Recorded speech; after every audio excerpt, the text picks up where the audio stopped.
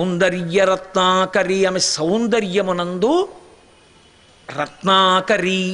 ఇంకా ఇటువంటిది కాదా తల్లి, సముద్రమే అంత గొప్పది. అంటే వెంటనే మీకు అనుమానం వస్తుంది, అమ్మలో అందం చూస్తే రావణుడు అన్నారుగా, మరి అమ్మ సౌందర్యం అంత గొప్పదనొచ్చా? తప్పు కదా. ఇప్పుడు లోకంలో ఒకసారి భార్యని స్వీకరించిన తరువాత ఆయన మనసు ఆమె ఎందే ఉండాలి, కామమునకు సంబంధించినంత వరకు. అంతకన్నా సౌందర్య రాశి లోకంలో లేదు. మా ఆవిడే అందగత్తె. ఏ పురుషుడైనా తన భార్య ఎందు అలాగే అనాలి. అంతేకాని అసలు మా ఆవిడ కన్నా వాళ్ళ ఆవిడ బాగుంటుందనడం దుర్మార్గం. అసలు ఆ పోలిక రాకూడదు. ఎందుకు రాకూడదు అంటే ఆమె నీకు లక్ష్మి, తల్లి. నీ ఇంటి సింహాసనంలో ఉన్నటువంటి అమ్మవారు ఎవరో, నీ పక్కింటి ఇల్లాలు అమ్మవారు నీకు. ఆవిడ నీకు నమస్కార యోగ్యురాలు, ఆవిడ కామాక్షి నీకు. తప్ప ఆవిడ అందం చూడటానికి కాదు నీకు కళ్ళున్నది. అందం చూడటానికి నీ కళ్ళు నీ భార్యకే ఉపయోగపడాలి, నీ భార్య ఎందే. అంతే, అంతవరకే శాస్త్రం. దాటడానికి వీల్లేదు. చెలియలి కట్ట అది దాటి వెళ్ళడానికి వీల్లేదు పురుషుడి యొక్క దృష్టి. అలా దాటేవా శాస్త్ర విరుద్ధం.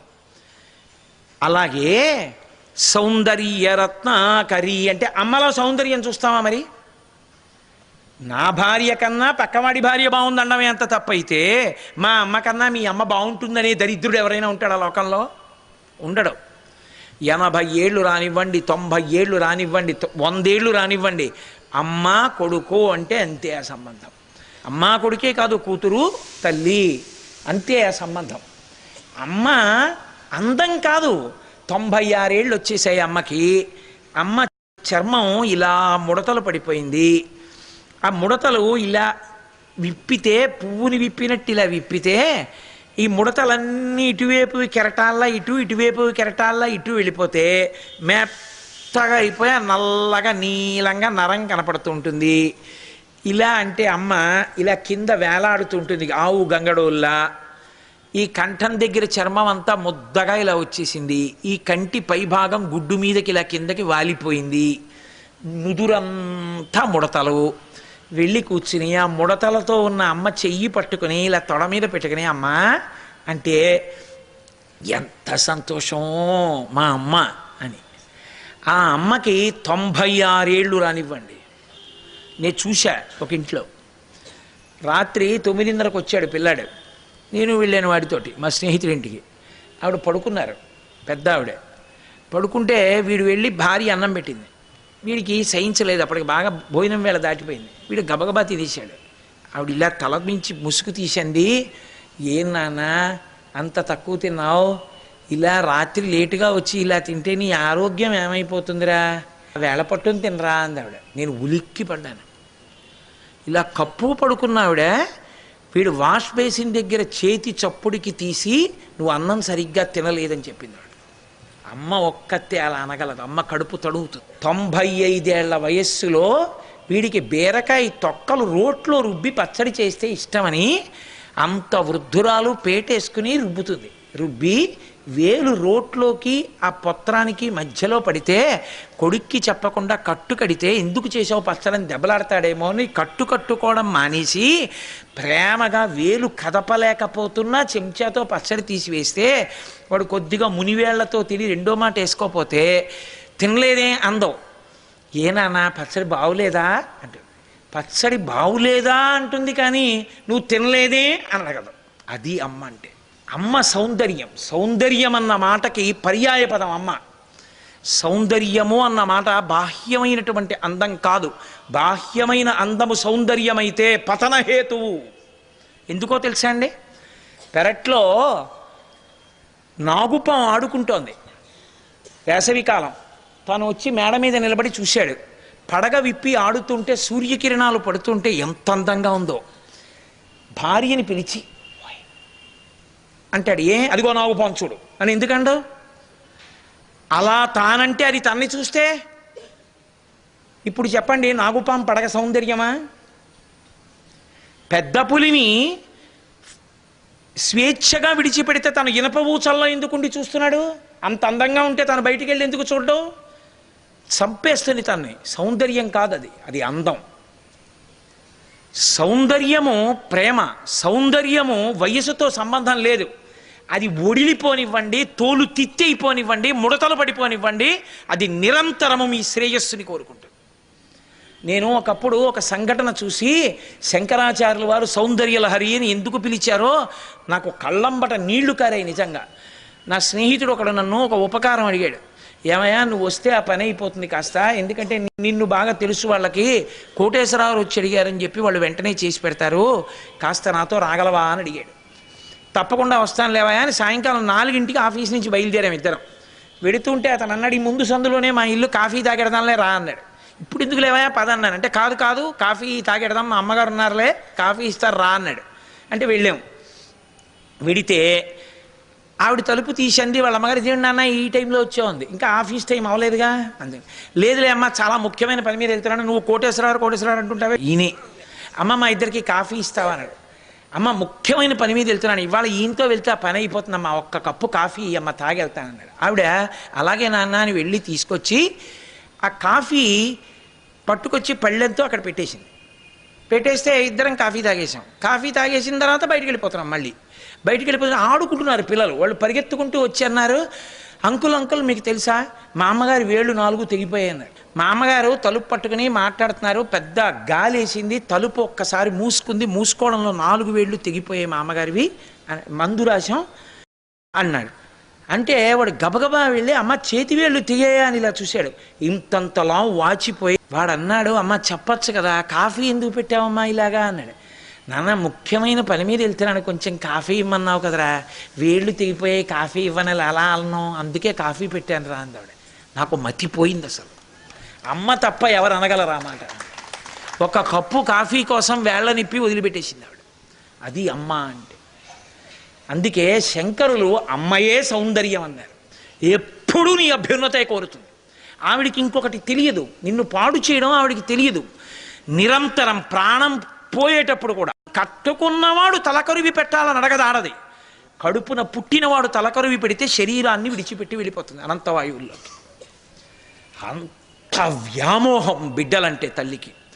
అమ్మని మించిన ప్రేమ లోకంలో ఇంకొకటి లేదు. అంత నిష్కల్మషమైన ప్రేమ అమ్మది. అటువంటి అమ్మ సౌందర్యం కాబట్టి అది ఎప్పుడూ నిన్ను ఆదుకుంటుంది, ఎన్నేళ్ళు వచ్చినా ఆదుకుంటుంది. నిన్ను ఆశీర్వదించడం తప్ప ఇంకొకటి చేత కాదు. నీ అభ్యున్నతిని కోరడం తప్ప నీ పతనాన్ని కోరదు. నీకు పాలిచ్చి పెంచి పెద్ద చేసినా, నువ్వు అన్నం పెట్టకపోయినా వాడు సంతోషంగా ఉంటే చాలండి, మా ఎన్నాళ్ళు ఉంటాను, వాడు నాకు అన్నం పెట్టకపోతే మాత్రం అంటుందంతే తప్ప నాకు అన్నం పెట్టలేదు వాడు అన్నం లేకుండా పోవాలని ఏ అమ్మ అందో. వాడికి ఏం అవ్వలేదు కదా అంటుంది తప్ప వాడు చచ్చిపోలేదు కదా అందో. మాటలో కూడా పారుష్యం ఉండదు. అంత పిచ్చి ప్రేమకి ప్రతీక అమ్మ. అందుకే అమ్మ సౌందర్యం అమ్మ. అందుకే సౌందర్య లహరి అమ్మ గాథ. అది మా శంకర భగవత్పాదుల గొప్పతనం, మా కాదు మన. ఒక పేరు పెట్టారంటే శంకరులు అలా ఉంటుంది. అది శివానంద లహరి అంటే ఇది మాతా సౌందర్య లహరి అనలేదు ఆయన, అది శివానంద లహరి. అమ్మయే సౌందర్యం, ఇంకా పల్లి పక్కన మాత ఎందుకు, అందుకని సౌందర్య లహరి అంతే. శంకరులు ఎంత అనుభవించారో చూడండి అమ్మ ప్రేమని. సన్యాసి అయినా అమ్మకంత పెద్దపీట వేశారు. అమ్మని తక్కువ చేసి చూడడం ఈ జాతిలో ఎప్పుడూ లేదు, అంత గొప్పది. అందుకే మొట్టమొదటి గురువు కూడా ఆవిడే. మాతృదేవో భవ. అమ్మా నువ్వు అటువంటి దానివి, అమ్మలకి అమ్మవి. ఈ శరీరానికి అమ్మ ఒక్కతుంది. కోట్ల జన్మలలో కోట్ల అమ్మలు ఉన్నారు, కానీ ఎప్పటికీ నేను ఏ రూపంలో ఉన్నా, క్రిమిగా ఉన్నా, కీటకంగా ఉన్నా, జంతువుగా ఉన్నా, మనిషిగా ఉన్నా, దేవతగా ఉన్నా, అమ్మా నాకు అమ్మవి నువ్వే. సౌందర్య రత్న కలి నిర్ధూత కిల ఘోర పాపనికరి. ఘోరపావనకరి అని తప్పు జరిపేస్తున్నారు ఇవాళ, ప్రింట్లన్నీ అలా పడిపోతున్నాయి, తప్పది. ఘోర పాపనికరి కాశీపురాధీశ్వరి నిర్ధూత కిల ఘోర పాపనికరి. భయంకరమైనటువంటి పాపములు చేసిన వాడి పాపములను కూడా కడిగేస్తావమ్మా. వాత్సల్యం అమ్మ నిది. అందుకే ఈశానాం జగతోస్య వెంకటపతేర్ విష్ణోః పరాం ప్రేయసీం తద్వక్షస్థల నిత్యమాస రసికాం తక్షాంతి సంవర్ధినీం. తల్లి నువ్వు వాత్సల్య స్వరూపానివి. నీకు అయ్యో వీడి పాపములను కడగడమా అని ఆలోచించవు. నీ కాళ్ళు పట్టుకుంటే పాపాలు కడిగేస్తావు. ఎంత నచ్చ చెప్పిందండి సీతమ్మగా రావణుడికి. ఒరే మనసు మార్చుకోరా, మనసు మార్చుకోరా, అన్ని తప్పు మాటలు మాట్లాడుతున్నా వాడు చచ్చిపోవడం ఆవిడికి ఇష్టం లేదు. ఆవిడ మాతృస్వరూపం అంటే సుందరకాండ యందు అమ్మ సౌందర్యము అభివ్యక్తమైంది కాబట్టి సుందరకాండది. అసలు సుందరకాండని ఆ కోణంలో మీరు విన్నారనుకోండి, అసలు ఒక కొత్త సుందరకాండ బయటకు వస్తుంది అందులోంచి సీతమ్మలో ఉన్న పరదేవత మీకు ఆవిష్కృతం అవుతుంది. కాబట్టి అదిగో ఆ తల్లి ఉన్నదే ఆమె అన్నపూర్ణ. ఇక నేను అష్టకం అంతా ఎప్పటికీ చెప్తాను. ఏకశబ్ద సమ్యజ్ఞాత సృష్ట ప్రయుక్త స్వర్గే లోకే కామదుగ్భవతి. మీతో మనవి చేశాను కదా, ఏదో ఒక్క మాట అండం అంతే. కాబట్టి నిత్యానందకరీ వరాభయకరీ సౌందర్య రత్నాకరీ నిర్ధూతాఖిల ఘోర పాపనికరీ ప్రత్యక్ష మాహేశ్వరి ప్రాళీయాచల వంశ పావనకరీ కాశీపురాధీశ్వరి భిక్షాం దేహి కృపావలంబనకరీ మాతా అన్నపూర్ణేశ్వరి. అమ్మా, లోకంలో యంత్రాలు చాలా తేగలం, ఫ్యాక్టరీలు చాలా పెట్టగలం, కాటన్ అండ్ టెక్స్టైల్ మిల్స్ ఎన్నైనా పెట్టగలం. ముడిసరుకు పత్తి రావాలంటే మాత్రం నీ అనుగ్రహం వర్షం కారణం. ఆ వర్షాన్ని తేలేంగా, అది నీ చేతిలో ఉందమ్మా. పంట పండించగలమేమో, వరదలు రాకుండా అకాలంగా ఈశాన్య ఋతుపవనాలు రాకుండా మేము అడ్డుకోలేంగా. నువ్వు ఆ అన్నం మాలోకి వెళ్ళేటట్టు చెయ్యగలిగినదనివి. అమ్మా, మా యందు ధర్మము నిలబడితే మాకు అన్నం పెడతావు. కాబట్టి తల్లి, మా పాపములను కడిగేసేయి, కడిగి మమ్మల్ని భగవంతుని వైపుకి ఆభిముఖ్యం చేకూర్చు. ఏ అన్నం నేను తింటున్నానో ఆ అన్నము నా శరీరములో శక్తిగా మారి అది భగవత్ సేవకు ఉపయోగపడేటట్టు నా మనసు పరిపుష్టమయ్యేటట్టు చేయి. అంతేకాని ఈ అన్నం తిని ఈ శక్తితో పాడు పనులు చేయకుండా నువ్వు కాపాడమ్మా నన్ను. అందుకే అన్నపూర్ణని పూజించకుండా అన్నం తిన్నవాడు భ్రష్టుడు. ఏ అన్నం నేను తింటున్నానో ఆ అన్నము నా శరీరములో శక్తిగా మారి అది భగవత్ సేవకు ఉపయోగపడేటట్టు నా మనసు పరిపుష్టమయ్యేటట్టు చేయి. అంతేకాని ఈ అన్నం తిని ఈ శక్తితో పాడు పనులు చేయకుండా నువ్వు కాపాడమ్మా నన్ను. అందుకే అన్నపూర్ణని పూజించకుండా అన్నం తిన్నవాడు భ్రష్టుడు అవుతుంటాడు. అమ్మకి చెప్పుకుని అన్నం తినాలి. అందులో కాశీ పట్టణానికి వచ్చి అన్నపూర్ణాష్టకమే చదవకుండా అన్నం తింటే అంతకన్నా అన్యాయం లోకంలో ఇంకోటి ఉంటుందా? అయితే గొప్పతనం ఎక్కడుందో తెలుసా అండి శంకర భగవత్పాదులది? మహానుభావుడండి, ప్రాతస్మరణీయులు. ఆయన అన్నారు, అమ్మా అన్నం పెట్టు అన్న మాటలో ఒక స్వార్థం ఒకటి ఉంది. వాణ్ణి తోసి వీడు వచ్చేస్తాడు విస్తరి దగ్గరికి గబుక్కుని, ఎందుకంటే వాడి ఆకలి, పక్కవాడి ఆకలి అటువంటిదే అన్నా ఉండలేకపోయానండి అంటాడు. వచ్చేస్తాడు. పక్కవాడి గురించి ఆలోచించగలిగినంత ఔదార్యం ఏమి ఉండదు. పెద్దవారు కదా, ఆయన్ని ముందు తిని మనం తర్వాత తిందాం అంటాడేంటి, ఏమీ అండవు, తోసుకొచ్చేస్తాడు అంతే. కాబట్టి ఒక ఇబ్బంది ఒకటి ఉంది. ఈ అన్నం తినేటప్పుడు స్వార్థం, తిన్నాక స్వార్థం. ఇక అన్నం తినడం మానేసి శరీరం పడిపోయాకే ఇంక ఏ అల్లరి లేకుండా ఉండడం, అలా ఉండకూడదమ్మా. నాకమ్మా ఈ అన్నం తిన్నందుకు ఈ శరీరంతో నేనేం సాధించాలో తెలుసా? నీ అనుగ్రహ సాధనమునకు ఇది ఉపకరణం కావాలి. అందుకనమ్మా అన్నం పెట్టేయడం నేను అడగట్లేదు. అన్నం పెట్టి దాంతోపాటు ఏమిస్తావో తెలుసా? జ్ఞాన వైరాగ్య సిద్ధ్యర్థం భిక్షాం దేహి చ పార్వతీ. 10 మందికి పెట్టడం నేర్చుకునే గుణం కావాలి, త్యాగం చెయ్యగలిగిన గుణం కావాలి, నలుగురికి పెట్టి తాను తినగలగడం చేత కావాలి, ప్రేమగా కడుపు నిండా తినండి అని మనసారా అనగలిగినటువంటి ఆర్ద్రత నాకు కావాలి. అమ్మ నాకు అటువంటి తాపత్రయం ఇవ్వవా? కాబట్టి జ్ఞాన వైరాగ్య సిద్ధ్యర్థం, స్వార్థాన్ని విడిచిపెట్టి జ్ఞానము వైరాగ్యము భక్తి నాకు పరిపుష్టము కావాలి. అది ఈ అన్నం తిన్నందుకు అన్న పరిణామమైనటువంటి ఈ శరీరము యొక్క సాధనకి ఉపకరణంగా నేను పొందవలసినటువంటి భాగ్యం.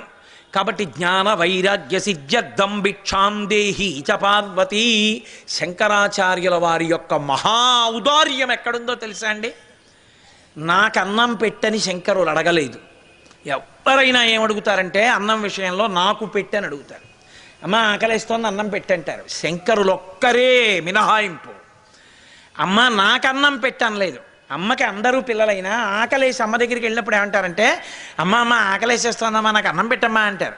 తమ్ముడికి ఆకలేస్తోంది, అన్నయ్యకి ఆకలేస్తోంది, చెల్లెలకి ఆకలేస్తోంది, అక్కయ్యకి ఆకలేస్తోంది అని తెలుసు. అయినా అమ్మ ఆకలేస్తోంది మా అందరికీ అన్నం పెట్టమ్మా అనరు. అమ్మ ఆకలేస్తోంది నాకు అన్నం పెట్టమ్మా అంటాడు.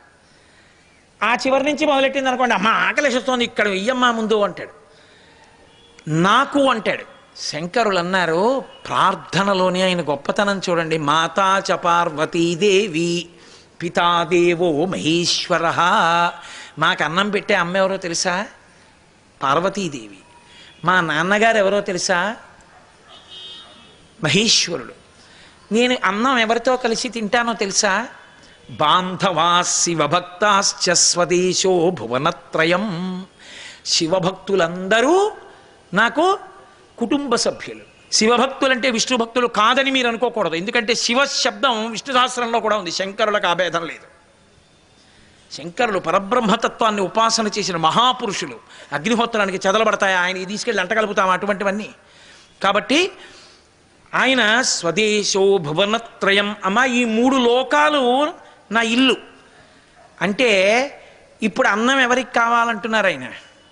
నాకొక్కడికే కాదు, 3 లోకాలకు అన్నం పెట్టమ్మా అన్నారు. ఇందులో ఎవరికి? మాతా చ పార్వతీదేవి పితాదేవో మహేశ్వర. అమ్మ మాకు పార్వతి అయితే ఆ బ్రహ్మకీట జనని, ఆవిడ క్రిమికీటకాదులకు కూడా తల్లి. అమ్మ అన్నం మాకే కాదు, శం చతుష్పదే 4 కాళ్ళు ఉన్నవి, పురుగులు, నీళ్లలో ఉన్నవి అన్నిటికీ అన్నం దొరకాలి. శంకరుల ఔదార్యం చూడండి.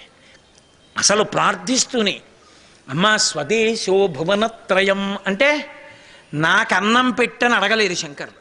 3 లోకములకు అన్నం పెట్టని అడిగారు. అది జాతి గొప్పతనం. మా ప్రసాదం తిన్నవాడే మా భక్తుడని వాళ్ళు అనరు. అందరూ బాగుండాలి. లోకా సమస్తా సుఖినో భవంతు. అన్ని లోకములు బాగుండాలన్న ఉదార చరితము సనాతన ధర్మము యొక్క గొప్పతనం. దానికి వారసులమ్మ.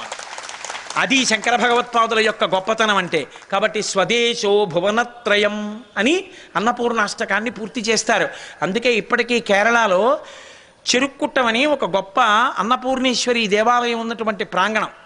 అక్కడ దొంగలు, నేరాలు చేసిన వాళ్ళు దేవాలయ ప్రాంగణంలోకి వచ్చి అన్నం తినడానికి భయపడతారేమోనని వాళ్ళ కోసం బాగా చీకటి పడిపోయిన తర్వాత అందరికీ వడ్డించే పదార్థాలు గంపలతో తీసుకెళ్ళి అడవిలో పెడతారు. పెడితే దొంగలు ఊళ్ళోకి వస్తే గుర్తుపడతారని భయం ఉన్న వాళ్ళు అడవిలో ఆ బుట్టల్లో పెట్టినటువంటి అన్నం తిని ప్రాణం నిలబెట్టుకుంటారు. వాళ్ళు బిడ్డలేగా అమ్మకి. అన్నపూర్ణ పెట్టద్దని ఎందుకంది శంకరులు అన్నారా? ఎవరైనా సరే తిని బతకాలి. తర్వాత వాడు తప్పు చేస్తే పట్టుకోవలసిన వాళ్ళు వేరొకరు ఉన్నారు, వాళ్ళు శిక్షిస్తారు. పెట్టడం అన్నపూర్ణమ్మ పెట్టేస్తుందంతే. అసలు నిజమేమిటో తెలుసా? ఎవడు దారి తప్పి దొంగతనాలు చేసే కొడుకున్నాడో వాడి కోసమే రాత్రి తెలివిగా ఉండన్నం పెడుతుంది. తండ్రి కొడతాడేమోనని పాలు తోడు పెట్టడం మర్చిపోయాను, కాచడమే మర్చిపోయాను చూసారా ఇవ్వాలని చెప్పి వచ్చి తోడు పెట్టేసింది ఆవిడ. వంటింట్లో నిలబడుతుంది. నిలబడి కిటికీలోంచి చూస్తూ ఉంటే లోపలికి రావడానికి మార్గం లేక నిలబడిన కొడుకుని చూసి తలుపు తీసి లోపలికి పిలిచి చప్పుడు అవ్వకుండా కంచం పెట్టి అన్నం పెట్టి వాడు పెరుగన్నంలోకి వచ్చాక కళ్ళమ్మట నీళ్లు పెట్టుకుని ఏడుస్తుంది. మీ నాన్న ఎంత బాధపడుతున్నారో, ఇదేం ప్రారంధం రా నాకు నీలాంటి కొడుకుని. వాడు అన్నం తినే వరకు ఏడవరు, తను ఏడిస్తే అన్నం తినకుండా వెళ్ళిపోతాడేమో. అది అమ్మ అంటే. అమ్మ పరదేవత అండి. అమ్మ ఉన్నవాడు భాగ్యవంతుడు. అమ్మ కన్నా పరదేవత లోకంలో ఇంకొకటి లేదు. అమ్మ ఉంటే అమ్మ కాళ్ళకి ఎవడు నమస్కారం పెడుతున్నాడో వాడంత ఐశ్వర్యవంతుడు నాకు తెలిసి ఇంకొకడు లేడు. అమ్మ అమ్మే, అమ్మకి ప్రత్యామ్నాయము లేదు. అమ్మలాంటి ప్రేమ, అమ్మలాంటి వ్యక్తికి జీవితంలో దొరకదు. ఒక్క అమ్మకి మాత్రం ఇక మినహాయింపు లేదు. అందుకే శంకర భగవత్పాదులు అన్నపూర్ణాష్టకాన్ని చేస్తే అంత అమృత భాండం లాంటి అన్నపూర్ణాష్టకాన్ని చేశారు. అమ్మ అన్నం పెట్టడమే కాదు, కదలికలను కూడా ఈశ్వరుడి వైపుకి తిప్పి నిరంతర రక్షణ చెయ్యగలదు. భాస్కరరాయల వారు లలితా సహస్రనామ స్తోత్రానికి వ్యాఖ్యానం చేద్దామని ఆయన అనుకోలేదు. అమ్మవారు వచ్చి చెప్పింది నువ్వు వ్యాఖ్యానం చెయ్యని. ఆయన అన్నారు, రుణగ్రస్తుడు చేయకూడదు, నాకు అప్పు ఉంది కాబట్టి నీ చేయనన్నారు. మరునాడు ఆయన సంధ్యావందనం చేసుకోవడానికి వెళ్ళి కూర్చుంటే ఎదురుగుండా పూజామంటపం సింహాసనం కింద ఈయన వ్రాసి ఇచ్చినటువంటి అప్పు పుచ్చుకున్న కాగితాన్ని అమ్మవారు కట్టేసి తెచ్చి అక్కడ పెట్టింది. రుణం తీరిపోయిందిగా వ్రాయమని. అప్పుడు భాష్యం చేశారు ఆయన. భాష్యం చేస్తే అక్కర్లేనటువంటి పాండిత్యం అని ఒకటి ఉంటుంది లోకంలో. దుస్తర్కాస్తు విరంయతాం అంటారు శంకరాచార్యుల వారు. ఓ పనికొచ్చే పని ఒకడు చేద్దామనుకుంటే దానికేవో రంధ్రాలు వెతికే దిక్కుమాల పాండిత్యంతో ఉంటారు కొంతమంది. జ్ఞాన కలునిలోని శారదయువోలే పోతన గారు అంటారు. అలా ఆ తల్లి భాస్కరరాయల వారితో వ్యాఖ్యానం చేయిస్తే కాశీపట్టణం వస్తే ఆయన పండితులందరూ బ్రాహ్మణులు ఆయన చుట్టూ చేరి, నువ్వు లలితా సహస్రానికి వ్యాఖ్యానం చేశానంటున్నావు కదా, మహాచతుషష్ఠి యోగినీగణ సేవిత అని నామం ఉంది కదా, 64 కోట్ల మంది అమ్మవారిని సేవిస్తూ ఉంటారు. ఏది ఆ 64 కోట్ల మంది ఎవరు నాకు చెప్పని అడిగారు. ఆయన అన్నారు, సాయంకాలం సంధ్యావందనం చేసుకుని రండి, గంగానది ఇసుక తిన్నె మీద కూర్చోండి, మీకు చూపిస్తానన్నారు. ఆయన ఎలా చూపిస్తారు? పరదేవతని ప్రార్థించారు. అమ్మా 64 కోట్ల మంది పేర్లు కావాలట, నాకు తెలుసా నీకు తెలుసా, నిన్ను సేవించేవాళ్ళు, నువ్వు వాళ్ళకి చెప్పించమ్మా అన్నారు. వాళ్ళందరూ సాయంకాలం సంధ్యావందనం చేసుకొచ్చి కూర్చున్నారు. బ్రాహ్మణులు పిలిచారు, వచ్చారు భాస్కరరాయల వారు. ఏది చెప్తానన్నావుగా చెప్పు, 64 కోట్ల మంది పేర్లు చరిత్రలో అన్నారు. ఆయన కళ్ళు మూసుకుని అమ్మవారిని ప్రార్థన చేశారు, అంతే. కాశీపట్టణంలో గంగానది మీద ఆకాశంలో 64 కోట్ల మంది యోగినులు నిలబడి తమ చరిత్రలు తాము చెప్పుకున్నారు. చెప్పుకుంటే బ్రాహ్మణులు తెల్లబోయి పరిగెత్తారు. కుంకుమానంద స్వామి వారిని ఒక మహానుభావుడు ఆయన దగ్గరికి వెళ్ళారు. వెళ్ళయ్య బాబోయ్, 64 కోట్ల మంది యోగినులు ఆకాశంలో నిలబడ్డారు కాశీలో తమ చరిత్ర చెప్తూ. ఎవరి? భాస్కరరాయలు అన్నారు. పిచ్చి వాళ్ళలారా, భాస్కరరాయలే లలితాపరా భట్టారిక. ఉపాసన చేత ఆ రూపాన్ని పొందాడు. రెండని గంగలో చెయ్యి పెట్టి కళ్ళు తుడిచి పంపించారు. వచ్చి చూస్తే భాస్కరరాయల వారిలో లలిత అమ్మవారు కనబడ్డారు. అది ఆ అమ్మ. అమ్మే. కాబట్టి ఆ తల్లి ఏమివ్వలేదు? నిత్యానందకరి వరాభయకరి సౌందర్యరత్నాకరి నిర్ధూతాకిల ఘోర పాపనికరి ప్రత్యక్ష మాహేశ్వరి ప్రాళేయాచల వంశపావనకరి కాశీపురాధీశ్వరి భిక్షాం దేహి కృపావలంబనకరి మాతా అన్నపూర్ణేశ్వరి. ఆ తల్లి విషయంలో 2 మాటలు వాడారు శంకరాచార్యులు వారు. 2 గడియలు తీస్తుందన్నారు. మోక్షద్వార కవాట పాటనకరి స్వర్గద్వార కవాట పాటనకరి అని 2 సార్లు వేశారు. మోక్షద్వారపు తలుపు తీస్తుంది, స్వర్గద్వారం తలుపు తీస్తుంది అని. ఇందుకు అలా అన్నారు? ఆ 2 మాటల అంతరార్థమేమి? ఈ విషయాల గురించి నేను మీతో ఒక ప్రత్యేక ప్రసంగం మళ్ళీ ఎప్పుడో చేసిన రోజున చెప్తాను. ఎందుకంటే ఇది చెప్పినప్పుడు నేను కాశీ వైభవంగా వ్యాసుడు రావడం, అన్నపూర్ణం వచ్చి అన్నం పెట్టిన సందర్భం. వాల్మీకి మహర్షి శ్రీరామాయణ రచన చేశారు. ఆయనకి ఫలశ్రుతి చెప్పడం అనేటటువంటి అలవాటు అంటే ఫలశ్రుతి చెప్పినటువంటి ఘట్టములు చాలా తక్కువ. మహర్షి ఎక్కువ చోట్ల ఫలశ్రుతి చెప్పలేదు.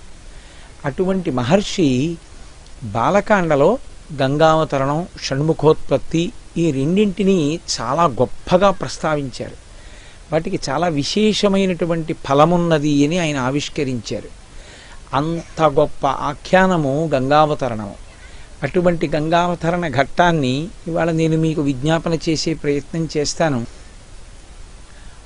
ఇక్ష్వాకు వంశంలో ఒకానొక చక్రవర్తి సగర చక్రవర్తి.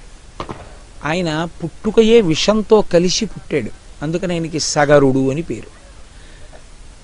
అటువంటి సగర చక్రవర్తికి 2 భార్యలు, కేశిని, సుమతి. ఇక్ష్వాకు వంశ చరిత్రని మీరు శ్రీరామాయణంలో పరిశీలించినప్పుడు మీకు ఒక విషయం అవగతమవుతుంది. ఎప్పటికప్పుడే సంతానం కోసం చాలా క్లేశపడ్డం కనపడుతూ ఉంటుంది ఇక్ష్వాకు వంశంలో. అదేవిధంగా సగర చక్రవర్తికి కూడా సంతానం లేరు. ఆ కారణం చేత ఆయన భృగుశ్రవణము అనబడేటటువంటి ఒక పరమ పవిత్రమైన ప్రదేశానికి వెళ్ళి అక్కడ తపస్సు చేశాడు. తపస్సు చేయడం వల్ల ఏం కలుగుతుంది అంటే ఈశ్వరానుగ్రహం ప్రాప్తిస్తుంది. ఆ ఈశ్వరానుగ్రహం ప్రాప్తించడమే ఏది వైదికమైనటువంటి కోరికో ఆ కోరికకి ప్రతిబంధకంగా నిలబడినటువంటి పాపము తొలగిపోవడానికి హేతు అవుతుంది. అందుకని ఆయన అక్కడ భార్యలతో కలిసి తపస్సు చేశాడు. భృగు మహర్షి అక్కడికి వచ్చి అన్నారు, నేను నిన్ను అనుగ్రహించాలనుకుంటున్నాను, కాబట్టి నీకు వరం ఇస్తున్నాను. నీకు 2 భార్యలు. ఒక భార్య యందు వంశకర్త అయినటువంటి కుమారుడు జన్మిస్తాడు. వేరొక భార్యకి మహోత్సాహవంతులు అధిక సంతానము జన్మిస్తారు. కాబట్టి నీవు బెంగ పెట్టుకోక్కర్లేదు అన్నాడు. సగర చక్రవర్తి వరకు ఆయన సంతోషించాడు. మంచిదే, ఒక భార్య యందు చాలా అధిక సంతానము మహోత్సాహవంతులు జన్మిస్తారు. వేరొక భార్య యందు వంశకరుడైన కుమారుడు జన్మిస్తాడు. ఎవరో ఒక భార్యకే సంతానం లభిస్తుంది అంటే మళ్ళీ అది భర్తకి సమస్య కదా. అలా కాకుండా ఇద్దరు భార్యలకి సంతానం కలుగుతారు అని సంతోషించాడు. కానీ భార్యల దగ్గరికి వెళ్ళేటప్పటికి ఏమైందంటే వాళ్ళు ఎవరికి అధిక సంతానము ఉత్సాహవంతులు కలుగుతారు, ఎవరికి వంశకరుడైన కుమారుడు కలుగుతాడు, వాళ్ళకుండే కోరికలు వాళ్ళకున్నాయి. అప్పుడు మళ్ళీ భృగు మహర్షిని ఆశ్రయించారు. ఆయన అన్నాడు, నేను మీకు ఇలా కలగాలని అనడం ఎందుకు, మీకు ఎలా సంతానం కావాలనుకుంటున్నారో నాకు చెప్పండి అన్నాడు. షష్ఠి పుత్ర సహస్రాణి సుపర్ణ భగినీ తథా మహోత్సాహన్ కీర్తిమతో జగ్రాహ సుమతి సుతాన్. ఇద్దరు భార్యలలో ఒకతైనటువంటి సుమతి రెండవ భార్య. ఆమె బహు అందగత్తె. ఆమె గరుత్మంతునికి సోదరి వరసకి. ఆమె భృగు మహర్షిని వరమడిగింది, నాకు అధిక సంతానం కావాలి, అధిక సంతానంతో పాటుగా వాళ్ళు మహోత్సాహవంతులైనటువంటి వారు కావాలి. ఈ మహోత్సాహం అన్న మాటే కొంప ముంచేసింది. మహోత్సాహము అంటే ఒక కార్యాన్ని చేసేటప్పుడు సావధానంగా ఆలోచించి చెయ్యడం వేరు, ఆలోచించకుండా తొందరగా ఒంట్లో శక్తి ఉంది కదా అని చాలా హడావిడిగా కార్యాన్ని చేయడం వేరు. అటువంటి మహోత్సాహవంతులైనటువంటి అధిక సంతానము నాకు కావాలి. షష్ఠి పుత్ర సహస్రాణి 60,000 మంది కుమారులు నాకు అటువంటి వారు కావాలి. మహర్షి తథాస్తు, అలాగే జన్మిస్తారన్నారు. వేరొక ఆమె కేశిని.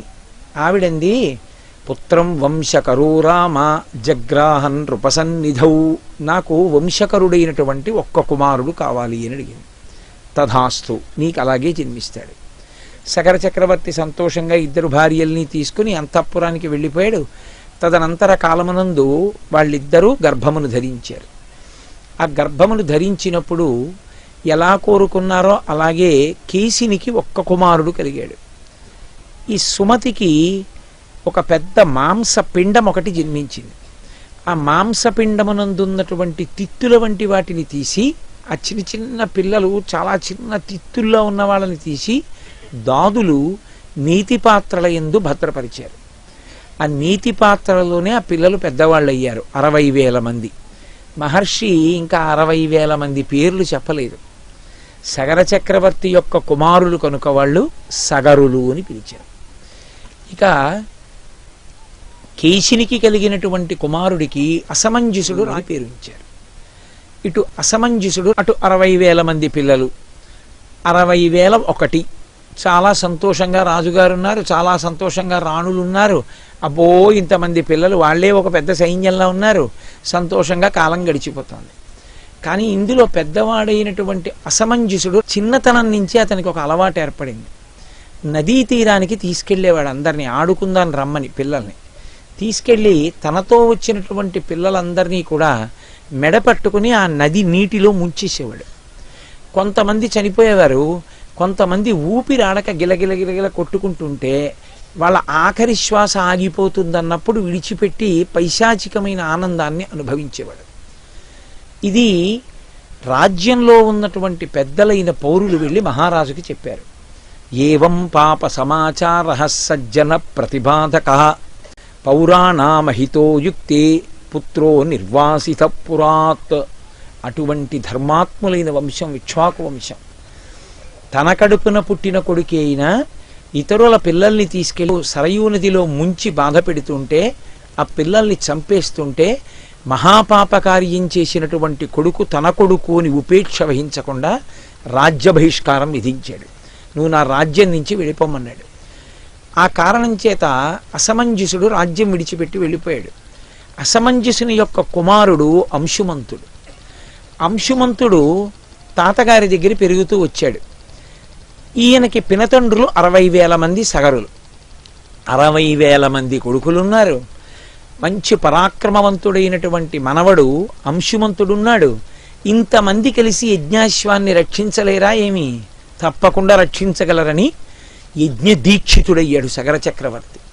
యజ్ఞం చేసేటప్పుడు ఈ దీక్ష అన్న పదం అన్వయం అవుతుంటుంది. యజ్ఞం ఎప్పుడు చేసినా అది దీక్షా స్వీకారముతో కూడుకుని ఉంటుంది. దీక్షా స్వీకారం చేసినప్పుడు అనేకమైనటువంటి నియమములను పాటించవలసి ఉంటుంది. అలా నియమములను పాటించలేకపోతే అసలు దీక్ష అన్న మాటకు అర్థమే లేదు. ప్రత్యేకించి యజ్ఞం చేసేటప్పుడు దీక్షా స్వీకారం చేస్తే ఆ ఊరు విడిచిపెట్టి, కానీ యజ్ఞవాటమును ఎక్కడ యజ్ఞం చేస్తున్నారో ఆ యజ్ఞవాటాన్ని విడిచిపెట్టి వెళ్ళిపోకూడదు, అక్కడే ఉండాలి. అది ఒక యజ్ఞమునకు మాత్రమే అన్వయం అవుతుంది. అసలు దీక్ష అన్నమాట వేదాన్ని పరిశీలిస్తే అన్వయం అయ్యేది దేనికి అంటే యజ్ఞమునకు అన్వయం అవుతుంది. చక్రవర్తి దీక్షితుడయ్యాడు. ఆయన మహాపరాక్రమవంతుడు. ఆయన పీటల మీద కూర్చుని యజ్ఞం చేస్తున్నాడు. ఈ యజ్ఞము, యాగము, హోమము, ఈ మాటలున్నాయే, ఇవి కేవలము సనాతన ధర్మమునకు మాత్రమే చెందినవి. ఏ ఇతర విశ్వాసమునందు కూడా మీకు యజ్ఞ, యాగ, హోమములనేటటువంటి ప్రక్రియ లేనే లేదు, ఒక్క సనాతన ధర్మమునంది. అందుకే యజ్ఞము అంటే, యాగము అంటే శాల ఉంటుంది, ప్రత్యేకమైనటువంటి శాలా నిర్మాణం చేస్తారు. హోమము అన్న మాటకు అర్థం ఏమిటంటే యజ్ఞమునందు అంతర్భాగమై హవిస్సు చేత్తో పట్టుకొని స్వాహ అంటూ సమిధ, ఆవు నెయ్యి, ఈ చెరువు అంటే పాయసం వండుతారు, పాయసం, ఈ మూడు కలిపి ఏకకాలంలో దేవతని పిలిచి స్వాహాకారంతో ఇస్తారు. ఈ స్వాహ అగ్నిహోత్రుని యొక్క భార్య. ఈమె దేవతలకి తీసుకెళ్ళినప్పుడు అగ్నిహోత్రుడు స్వాహా శబ్దంతో ఆమె సహకారంతో తీసుకెడతాడు. స్వధ పితృదేవతలకు ఇచ్చినప్పుడు స్వధ అనేటటువంటి భార్య యొక్క సహకారంతో పితృదేవతలకు అందిస్తాడు. అందుకే స్వాహ, స్వధ ఈ రెండిటితో కూడినటువంటి అగ్నిహోత్రుడు మనుష్య కోటిని తరింపచేస్తూ ఉంటాడు. మనం హోమం చేశామనుకోండి, హోమం అంటే యజ్ఞంలో అంతర్భాగం. హోమమునకు యజ్ఞమునకు తేడా ఎక్కడొస్తుందంటే, హోమం జరగనప్పుడు కూడా అది యజ్ఞమే, యజ్ఞశాలే. హోమం జరుగుతోంది అంటే అగ్నిహోత్రంలో వేస్తూ ఉంటారు, అది జరుగుతున్నంతసేపు హోమం అంటారు. ఆ యజ్ఞశాల ప్రాంగణం ఉంటుంది, ఆ యజ్ఞశాల ప్రాంగణాన్ని విడిచిపెట్టి దీక్షితుడు వెళ్ళిపోడు, ఆ శాల యందే ఉంటారు, ఆ శాల యందే పడుకుంటారు. మహోత్కృష్టమైనటువంటి ప్రదేశములు కొన్ని ఉంటాయి, వాటిలో నిద్ర చేసినంత మాత్రం చేత అపురూపమైనటువంటి శక్తి కలుగుతుంది. గోశాలలో పడుకుని నిద్రపోవడం సర్వోత్కృష్టమైనటువంటి కార్యములలో ఒకటి. అందుకే కంచికామకోటి పీఠాధిపత్యం వహించినటువంటి పరమాచార్య స్వామి వారు ఎప్పుడైనా పాదచారి అయి ఆయన పర్యటనకి వెళ్ళినప్పుడు గోశాల ఉంటే గోశాలలో పడుకునేవారు. నేను శ్రీశైలంలో వారు ఉన్నటువంటి ఆశ్రమానికి వెళ్ళాను. ఆయన నిద్రపోవడానికి అక్కడ ఏర్పాట్లు ఉన్నాయి, కానీ ఆయన ఎక్కడ పడుకున్నారో తెలుసా అండి? గోశాలలోకి వెళ్ళి పడుకుని నిద్రపోయారు ఆయన. గోశాల అంత పరమ పవిత్రమైనటువంటి ప్రదేశం. మళ్ళీ యజ్ఞశాల కూడా అంతే, యజ్ఞశాల కూడా అంతే పరమ పవిత్రమైన ప్రదేశం. ఎందుకంటే గోశాల కానీ యజ్ఞశాల కానీ నిర్మాణం చేస్తే చాలు, అంత గొప్ప శక్తిని ఇస్తారు. కొన్ని ఉంటాయి శాస్త్రంలో, అవి మీకు పూర్తి కాగానే, కార్యాన్ని మీరు పూర్తి చేయగానే రిజర్వేషన్ తీసుకుంటే ఒక బెర్త్ మీ పేరు మీద అలాట్ అయిపోయినట్టే ఆ లోకవాసాన్ని ఇచ్చేస్తారు. దానివల్ల నది యందు ఎవరైనా స్నానఘట్టాన్ని నిర్మాణం చేశారనుకోండి, ఒక పవిత్రమైన నదిలో స్నానఘట్టాన్ని కానీ కడితే వాడు ఆ స్నానఘట్టాన్ని కట్టడం పూర్తి చెయ్యగానే వరుణలోకవాసం ఇచ్చేస్తారు. ఆ జీవుడు వరుణలోకానికి వెళ్ళిపోతాడు, వెళ్ళిపోయి వరుణలోకంలో ఉంటాడు. అంత గొప్ప గొప్ప పుణ్యకార్యాలు. వాటిలో ఈ యజ్ఞమన్నది సనాతన ధర్మమునకు మాత్రమే చెందిన ప్రక్రియ. దేవతలకి ఆహారం మనం ఇచ్చే హవిస్సు. మనం హవిస్సు ఇస్తే వాళ్ళు దాన్ని తింటారు, తిని ప్రీతి చెందుతారు. అన్నం పెడితే మనం ఎలా సంతోషిస్తామో, స్వాహాకారంతో అగ్నిహోత్రం ద్వారా ఇచ్చినది దేవతలు పుచ్చుకుంటారు తప్ప మీరు లౌకికంగా చేసిన నివేదన దేవతలు తినరు. మనం నైవేద్యం పెట్టింది దేవతలు తింటారు అని అనుకోకూడదు. దృష్టిపాతం చేస్తారంటే కన్నులు విప్పి చూస్తారు, దానివల్ల ప్రసాదం అవుతుంది. వాళ్ళు తినేదేది అంటే అగ్నిహోత్రం ద్వారా మీరేమిస్తారో దాన్నే దేవతలు తింటారు. దేవతలు తింటే దేవతలు వచ్చినా, దేవతలు ఏదైనా మన దగ్గర పుచ్చుకున్నా వాళ్ళకు లక్షణం ఉంటుంది. వాళ్ళు ప్రత్యుపకారం చెయ్యకుండా వాళ్ళు వెళ్ళరు, వాళ్ళకి అది నియమం. మీరు అడగకపోయినా సరే నాకేం వద్దు అని మీరు అన్నారనుకోండి, వాళ్ళు అలా వెళ్ళిపోరు, ఏదో ఒకటి ఇచ్చే పెడతానంటారు. ఒకవేళ మీకు అడగడం చేత కాదనుకోండి, అప్పటికి మీ మనసు ఎటువంటి భావోద్రేకంతో ఉందో అటువంటి వరం ఇచ్చి వెళ్ళిపోతారు. అదే కదా మహాభారతంలో అంత అల్లరి వచ్చింది. తెలిసో తెలియకో సూర్యుడిని పిలిచింది కుంతి, వచ్చాడు. వచ్చినవాడు దర్శనం ఇచ్చి వెళ్ళిపోడు, ఏదో ఒకటి అడగమన్నాడు. నాకేం కావాలి, ఏం వద్దంది. కానీ ఆవిడ మనసులో ఆయన తేజస్సు చూసి నాకు ఇలాంటి కొడుకుంటే అనుకుంది. కాబట్టి కొడుకునిచ్చి వెళ్ళిపోయాడు. అలా ఎందుకు ఇచ్చి వెళ్ళిపోయాడు అని మనం అనుకుంటాం. ఎవరి ధర్మం వాళ్ళది. ఈ లోకమంతా ధర్మమునందే నిలబడింది. ధర్మమావిష్టితం జగత్ అంటారు వాల్మీకి మహర్షి. ధర్మమునందే లోకము నిలబడుతుంది. ధర్మమే శ్రేయోదాయకము. ధర్మమే మనిషిని గట్టెక్కిస్తుంది. అందుకే ఆయన మహాధర్మాత్ముడు కనుక యజ్ఞదీక్షితుడై యజ్ఞాన్ని చేస్తున్నాడు. ఇప్పుడు దేవతలది బుచ్చుకుని సంతోషించి వరం ఇస్తారు. వాళ్ళిచ్చినటువంటి వరం చేత ఆయన అభ్యున్నతిని పొందుతాడు. అందుకని ఆయన యజ్ఞం చేస్తూ యజ్ఞంలో ఉన్నాడు. అశ్వాన్ని విడిచిపెట్టారు. అది అశ్వమేధయాగం. ఇప్పుడు లేదు కలియుగంలో. అశ్వమేధయాగంలో గుర్రాన్ని విడిచిపెడతారు. అది స్వేచ్ఛగా వెడుతుంది. దాన్ని రక్షించుకుంటూ వెళ్ళాలి. ఇప్పుడు ఆ గుర్రం వెనకాతల రక్షకుడిగా అంశుమంతుణ్ణి పెట్టి పంపించాడు. ఆ అంశుమంతుడు ఆ గుర్రం వెనక వెడుతున్నాడు. అలా వెడుతుండగా అకస్మాత్తుగా ఒక విషయం జరిగింది. రాక్షసీం తనుమాస్థాయ యజ్ఞీయాశ్వమపాహరత్ హ్రియమాణీ తుకాకుత్సా తస్మిన్నశ్వే మహాత్మనః. ఒక రాక్షసి యొక్క స్వరూపాన్ని పొంది ఇంద్రుడు ఆ గుర్రాన్ని అపహరించాడు. అపహరించి తీసుకెళ్ళి ఎక్కడో దాచేశాడు. ఎక్కడ దాచేశాడో మీకు కాసేపట్లో తెలుస్తుంది.